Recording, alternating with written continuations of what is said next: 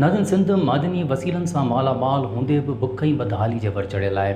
हिन महांगाई जे दौर में पंहिंजे माइटनि जे पेट गुज़र करण ऐं उन्हनि जी माली मदद करण लाइ मक़सूदो रिंद जे मुस्तक़बिल जा महिमार हथनि मां कलम ऐं किताब छॾे औज़ारनि खे तरजीह ॾिनी आहे।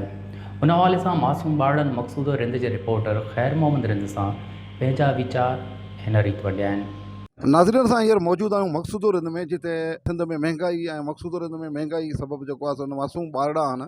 महांगाई हुअण करे जेको आहे सो 100-200 ते पंहिंजो पहिरियों कलम ऐं किताब छॾे ऐं पंहिंजे वालदेन जी रोज़ी करण लाइ हिते जेको आहे सो ईंदा आहिनि ऐं जेको आहे सो 100-200 ॾिहाड़ी ते कमु कंदा आहिनि। ऐं इन जो इहो चवणु आहे त महांगाई सबबु असां जेको आहे सो तालीम पढ़ी नथा सघूं ऐं कलम बि उन्हनि किताब छॾे ॾिना आहिनि ऐं 100 ऐं 200 ते ॾिहाड़ी ते कमु कंदा आहिनि। अचो त उन्हनि खां असां ॻाल्हायूं त उन्हनि जो वधीक छा चवणु आहे। महंगाई आहे, घणी पढ़ी नथा सघूं, छा कयूं न 300 माना घटि ॾिहाड़ी आहे। जी हा, पढ़ी नथो पर दादा महंगाई जाम थी वई आहे। महांगाई जाम आहे। महंगाई करे असां पंहिंजो ज़ाती कमु करे रहिया आहियूं, इन करे असां पढ़ी बि न सघिया आहियूं ग़रीब माण्हू, इन करे असां कमु करे रहिया आहियूं। हिते ग़रीब माण्हू 300-400 कमाईंदा आहियूं, घणी महांगाई करे असां पढ़ी बि न सघियासीं, इन करे हाणे कमु पिया कयूं। महंगाई आहे जाम, असां पढ़ी छा कयूं, हिते बसि रोज़ी हले पई, मालिक रखे असां।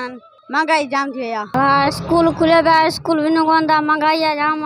हिते 200-300 हिते मिले पिया, इन करे कमाए खाईंदा पेट रोज़ी पिया करूं पेट लाइ यार। नाज़रीन तव्हां इन मासूम ॿारनि जूं ॻाल्हियूं ॿुधियूं त इन जो इहो चवणु आहे त महांगाई सबबु असांजो घर जेको नथो हली सघे, वालदेन जेको सो पढ़ो ग़रीब आहिनि, मिसकिन आहिनि ऐं असां जेको मजबूरी मां जेको आहे सो हीअ जेको आहे सो कमु कयूं था, जेको 100 खां 200 ॾिहाड़ी असांखे ॾिनी वञे थी, पर ॾिहाड़ी जेका 400 खां 500 हुअणु खपे, पर असांखे जेको आहे सो 100-200 ॾिहाड़ी ते राज़ी कयो वञे थो। ऐं असां पढ़ण जो ॾाढो शौक़ु आहे, पर असांजो बेरोज़गारी सबबु ऐं महांगाई सबबु असां जेको तइलीम हासिलु नथा करे सघूं। साथी रिपोर्ट सां गॾु ख़ैर मोहम्मद रिंद, मक़सूदो रिंद।